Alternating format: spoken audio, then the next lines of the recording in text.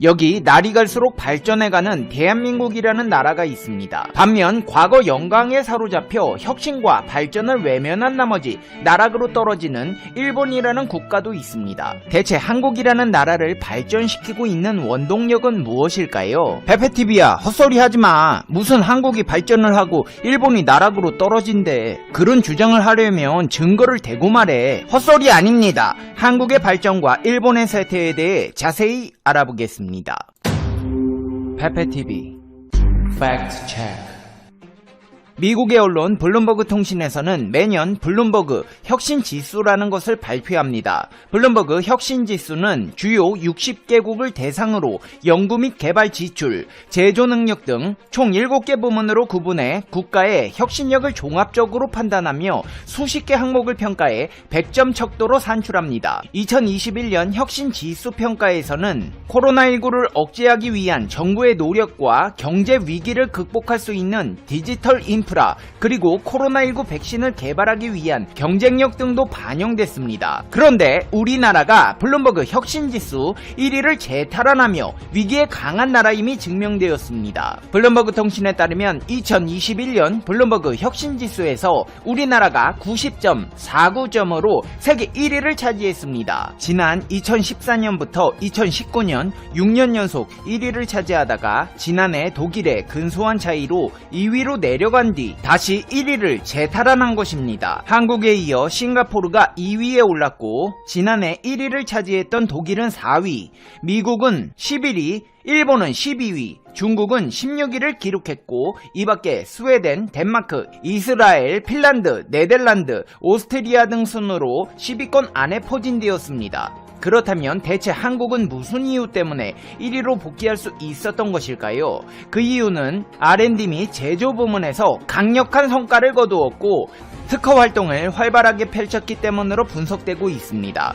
우리나라는 R&D 집중도 2위, 제조업 부가가치 2위, 첨단기술 집중도 4위, 연구 집중도 3위, 특허활동 1위 등에서 높은 순위를 차지했습니다. 기획재정부는 어려운 대내외 여건 속에서 정부와 기업이 미래에 대한 투자를 꾸준히 확대하여 올해 세계 5위 수준의 연구개발 투자 100조 원 전망, 한국판 뉴딜, 미래차, 바이오헬스, 시스템 반도체, 데이터 네트워크, AI 등 혁신 성장, 중점 추진 등에 기인한 것이라고 평가했습니다. 이뿐만이 아닙니다. 2020년 세계 수소 전기차 시장에서도 한국이 압도적인 1위에 올랐습니다. 특히 글로벌 수소 전기차 시장은 코로나19로 인한 영향으로 전년 대비 다소 감소했으나 한국은 정부의 적극적인 수소 산업 육성 정책에 힘입어 2019년에 이어 연속으로 세계 시장 1위를 기록한 것으로 나타났습니다. 수소 전문 시장조사 기관인 H2 리서치에 따르면 세계 수소 전기차 시장은 전년 대비 감소했지만 한국은 전년 대비 39% 성장하면서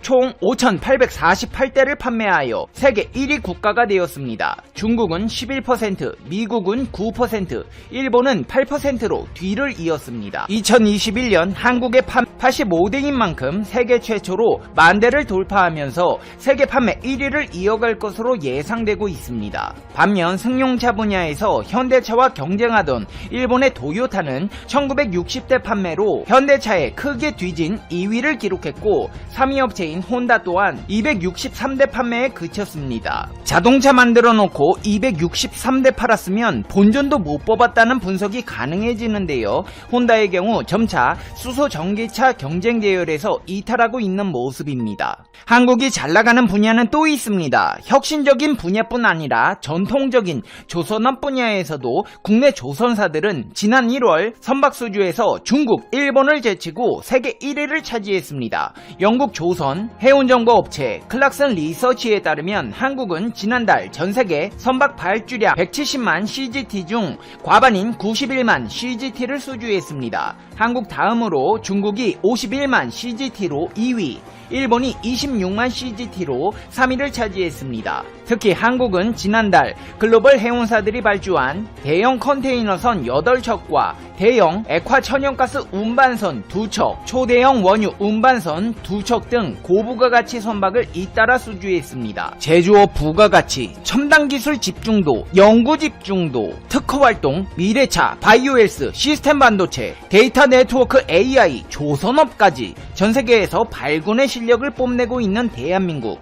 반면 안타깝게도 글로벌 시장의 흐름을 읽지 못하고 도태되어가는 상황에 온갖 악재들까지 겹쳐 나락으로 떨어지고 있는 국가가 있습니다. 바로 일본입니다. 일본에서는 현재 위기가 쓰나미급으로 몰려오고 있는데요. 우선 경제적 지표를 확인해보자면 일본의 2020년 연간 실질 국내 총생산이 11년 만에 감소했습니다. 일본 내각부는 2020년 실질 GDP가 전년 대비 마이너스 4.8%를 기록했다고 발표했는데요. 이는 2009년 마이너스 5.7%, 글로벌 금융위기 이후 11년 만에 가장 큰 폭의 마이너스 성장입니다. 일본 정부는 지난해 7월 2020년 경제 성장률을 마이너스 4.2%로 예상한 바 있지만 실제 발표된 기록은 0.6%나 떨어진 수치로 상황이 예상보다도 안 좋았음을 알 수 있습니다. 니혼게이제이 신문에서는 회복 속도가 둔화될 것이라는 견해가 지배적이라며 국내외 코로나19 재확산이 그림자를 들이운다고 보도했습니다. 경제 분야뿐 아니라 진짜 현실에서 오게 될 쓰나미의 위기감 또한 고조되고 있는데요. 일본 전문가들은 후쿠시마현 앞바다에서 발생한 강진과 맞먹는 규모의 여진이 일주일 안에 다시 올 수 있다고 경고하고 있습니다. NHK에 따르면 일본 정부 지진조사위원회는 임시회의에서 앞으로 일주일 정도는 최대 진도 6강 정도의 지진에 주의할 필요가 있다고 조언했습니다. 규모가 7.3인 이번 지진으로 후쿠시마와 미야기 일부 지역에서 최대 진도 6강의 흔들림이 관측됐는데 비슷한 수준의 지진이 다시 발생할 수도 있다는 뜻입니다. 더 큰 문제는 지질 해일 가능성도 배제할 수 없다는 것인데요. 전문가들은 후쿠시마현 앞바다를 포함해 2011년 3월 동일본 대지진의 여진이 발생하는 범위 내에 있는 지역이나 그 주변에는 앞으로 대규모 지진이 발생할 가능성이 있다고 지적하며 흔들림이나 쓰나미 대비 태세를 다시 점검하라고 당부했습니다. 실제로 이번 지진의 여파로 미야기현 이시노마키시 이시노마키항에는 20cm의 쓰나미가 관측됐는데 다시 한번 지진이 발생하게 된다면 지각판의 경계 및 내부 모두 강한 흔들림이 발생해 높은 쓰나미를 일으킬 가능성이 있다는 것입니다. 이로 인해 올림픽의 꿈도 무산될 위기에 놓였습니다. 코로나 상황에 아랑곳 없이 올림픽을 개최하려던 일본 정부에서는 대회 개최에 또 다른 장애물을 만나게 된 셈인데요. 일본 정부는 10년 전 발생한 동일본 대지진에서 회복했다는 것을 보여주기 위해 올림픽 성화봉송을 오는 3월 26일 후쿠시마현에서 시작할 계획이었습니다. 약 6주 뒤에 올림픽 성화봉송이 시작될 지역에서 지진이 발생했다. 올림픽 개최에 약 22조 1,400억 원 이상을 쏟아붓고 코로나19로 인한 개최 연기로 약 2조 2,140억 원의 예산을 추가해 동일본 대지진의 회복이 아닌 저주가 이어지고 있다는 것을 전세계에 홍보하는 꼴이 되게 생겼습니다. 이미 올림픽은 취소되고도 남았어야 할 상황입니다. 올림픽 로고의 표절 논란을 비롯해 모리요시로 도쿄올림픽 조직위원장의 차별 발언 이후 사퇴 등이 잇따르면서 도쿄올림픽은 위기 상태입니다.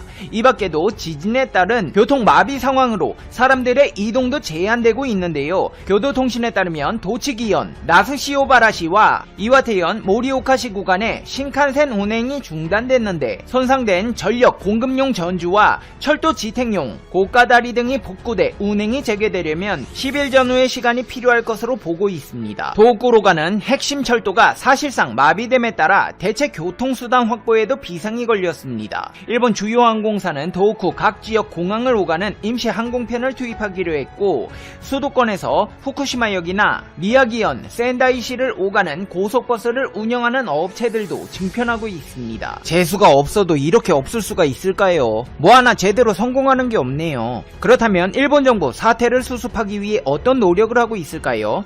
노력은 개뿔도 안 합니다. 대신 일본 정부와 여당에서는 혐한 분위기를 내뿜으며 한국 깎아내리기에 나서고 있는데요. 교도통신에 따르면 보수층의 의향을 살피는 정권 내에선 혐한 감정을 조장하는 듯한 발언이 흘러나오고 있다고 보도했습니다. 자민당 보수계 한국의 의원들 사이에선 돕지 않고 가르치지 않고 관여하지 않는다는 비한 삼원칙으로 가자라는 등의 한국 멸시로 받아들여질 수 있는 말도 들리며 외교에 관여하는 정부 소식통은 한국은 이상하다, 약속이라는 개념이 없다고 한국을 깎아내리는 발언을 서슴지 않았습니다. 양국 간의 신경전도 장난이 아닌데요. 일본 정부는 당초 한국 대사와의 면담을 두고 자가격리가 끝난 직후 아키바 차관과 면담하는 방향으로 일정을 조율했지만 면담 직전에 일정 연기를 강 대사 측에 전달했습니다. 당시 일본 정부 내에선 차관이 격리를 막 마친 한국 대사를 바로 만나면 일본과 한국이 사이가 좋다는 인상을 준다는 외무성 간부의 말이 나왔습니다.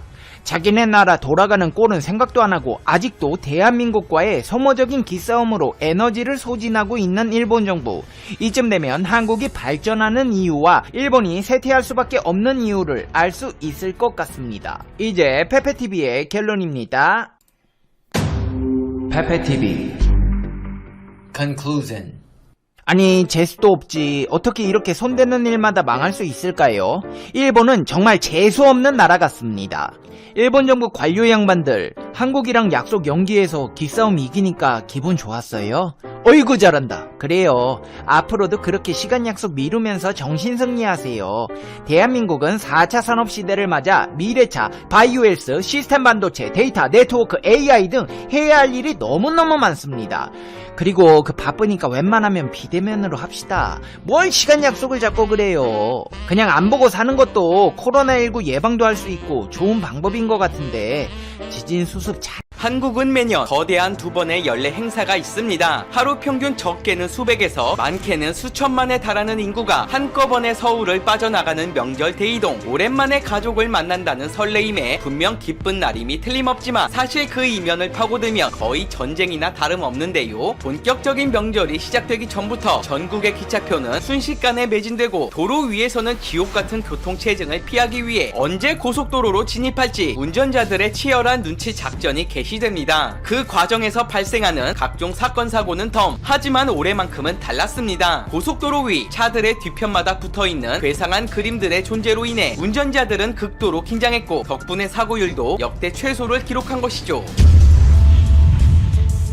마침내 설날의 시작과 함께 본격적인 한국인들의 대이동이 시작됐습니다. 전 세계 언론들이 주목할 정도로 그 규모는 상당한 수준이지만 이같이 엄청난 인구 대이동을 보이는 나라들은 한국 외에도 상당수 존재하는데요. 대표적으로 이슬람교의 창시자 무하마드의 탄생지인 메카를 찾는 하지 행렬, 즉 성지순례를 빼놓을 수 없습니다. 중동 전체의 대격변인 이 행사에서는 방문객들이 한꺼번에 몰리지 않도록 사우디 측이 각국별로 할당한 외국 신도수는 100만 명으로 여기에 자국 신도수 100만 명을 합해 모두 200만 명이 운집한다고 알려져 있지만 이는 대외적으로 알려진 통계일 뿐 실제로는 매년 300에서 350만 명이 참가하는 전 지구적 행사입니다. 사우디 당국은 이때가 되면 국가적 비상사태를 선포하고 왕족이 직접 도로에 나와 터널 교량을 점검하거나 각종 사건 사고에 대비해 수천 개의 병상을 갖춘 약 100개의 건강센터와 더불어 10,000명이 넘는 의료진을 배치하지만 그럼에도 전혀 긴장을 풀지 못하는 모습을 보였습니다. 좁은 장소에 워낙 많은 인구가 몰리다 보니 해마다 예상치 못한 사건 사고가 발생하기 때문인데 일단 한번 일어나는 순간 사실상 참사에 가까운 대형 사고로 이어져 극심한 인명피해를 피할 수 없기 때문이죠. 하지 행사 중에는 메카에서 대략 5km 떨어진 미나라는 곳에서 악마를 쫓아낸다는 의미로 악마의 기둥에 돌을 던지는 자마라트라는 절차를 행하는데 성지순례의 절정이라 불리는 만큼 각종 사고율이 높은 시기로 알려져 있습니다. 과거 2,000명에 가까운 사상자를 발생한 참사도 바로 이때 생겼는데 당시 이란의 국영 방송에서는 사고의 원인이 사우디 왕자의 성지 방문을 위해 시행된 무리한 경호 때문이라 주장했지만 반대로 사우디 측은 일부 순례자들이 통제에 따르지 않았기 때문이라 밝혔습니다. 사상자 중 대부분이 이란인이었던 터라 안 그래도 사이가 좋지 못했던 양국은 이 사건을 계기로 최악의 외교적 갈등을 드러내기도 했죠. 한편 너무나 많은 인구가 이동하는 탓에 대략 이동 건수로만 30억이라 알려져 있을 뿐 제대로 된 집계조차 불가능한 중국 춘절의 경우 중국 정부는 이 거대한 인구 이동을 관리하기 위해 40일 동안 이동안을 특별 운송 기간으로 선포하고 있습니다. 하지만 이동량에 비해 턱없이 부족한 2억 장 정도의 기차표와 더불어 특히 작년의 경우 알 수 없는 괴소문과 함께 최악의 교통 마비를 기록하기도 했는데요. 중국 당국은 1월 말 후베이성 인근에서 발생한 원인 불명의 폐렴이 확산 중이라며 이곳을 다녀온 홍콩인과 마카오인들 중 환자 수가 급격히 늘고 있다는 점을 들어 각별히 주의할 것을 경고했습니다. 당장 춘제 대이동 기간을 앞두고 이대로면 중국 전체에 감염이 확산되는 건 시간 문제였기에 결국 중국 정부는 급한 대로 공항부터 검열을 시작했는데요. 하지만 상황의 심각성이 충분히 알려지지 못했던 것과 더불어 역시나 대륙의 스케일답게 생각지도 못한 황당한 사태들이 줄을 이었습니다. 당시 공항 직원들은 감염 확대를 막기 위해 승객들을 한 명씩 스캔했고 조금이라도 의심되는 사람들을 걸러내는 작업을 하고 있었습니다. 문제가 된 것은 어느 4인 가족을 검사하던 중으로 자녀에게서 열병 증상이 발견되자 곧바로 탑승 불가를 알렸는데 이에 부모는 우리 아이들은 폐렴이 아니라 열만 조금 있을 뿐이라며 계속해서 극도로 반발하기 시작했습니다. 이 소동으로 인해 이륙 시간이 무려 3시간 지연됐고 결국 공권력을 투입할 수밖에 없는 지경에 이르렀는데 이 과정에서 빡친 부모는 아이들을 공항에 버려둔 채 혼자서만 비행기에 올라타는 어이없는 행동을 보인 것이죠. 이를 본 네티즌들은 부모의 행동이 이해가 가지 않는다며 날선 비판을 했지만 대륙의 교통망 전체가 마비될 정도로 혼잡한 춘절의 특성상 나라도 화가 날 것 같다는 반응을 보이기도 했습니다. 그도 그럴 것이 인구가 한도 끝도 없이 많은 중국에선 고속철도가 속속 개통되며 사정이 나아졌다고는 하나